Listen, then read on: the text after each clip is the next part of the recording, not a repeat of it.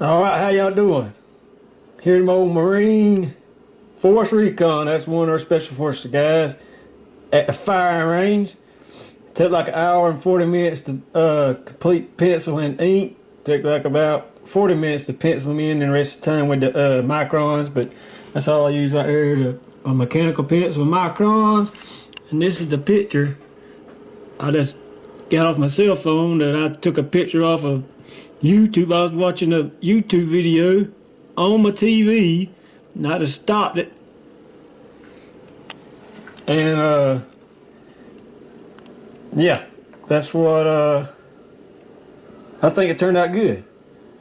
So what y'all think? Should I leave it like this plain, or should I color it in with color pencils or copic marker color markers, or just shadow it in with a pencil, or just leave it alone like this?